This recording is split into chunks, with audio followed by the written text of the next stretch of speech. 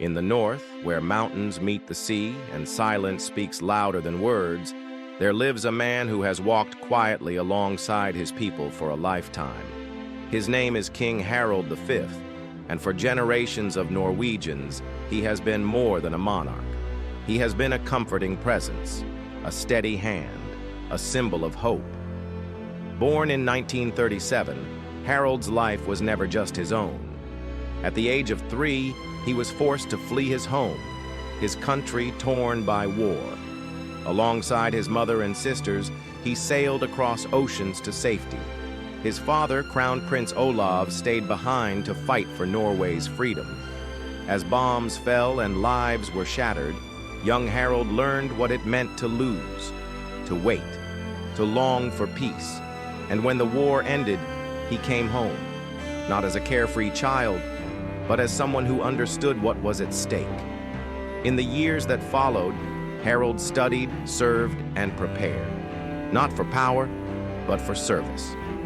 He became a soldier, a sailor, and quietly a leader. But perhaps his most defining act came not on a battlefield nor from a throne, but from the heart. For 9 years, he waited. He loved a woman the world said he could not marry. But Harald stood firm.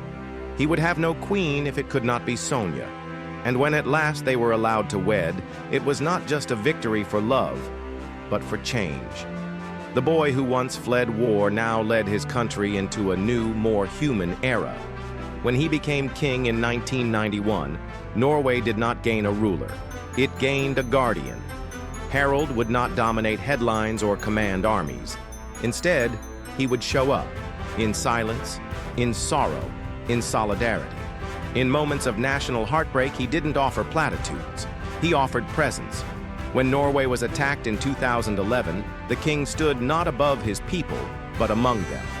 His voice cracked with emotion, his eyes filled with tears, because he grieved with them, for them. In 2016, the world listened as this quiet monarch gave a speech that would echo far beyond Norway's borders. He spoke of love, of belonging, of what it truly means to be Norwegian. Norwegians are girls who love girls, boys who love boys, and boys and girls who love each other, he said. Simple words, spoken with deep truth. Now in his late 80s, with health that often falters, King Harald keeps returning, again and again, because duty to him is not a job, it's a promise made to a country he loves with all his heart. He may never be the loudest voice in the room, but he has always been the most constant. Through war and peace, joy and grief, King Harald V has walked with Norway, not ahead of it, not behind it, but beside it. This is his legacy, a legacy of love, courage, and quiet strength. King Harald V, Norway's steadfast force,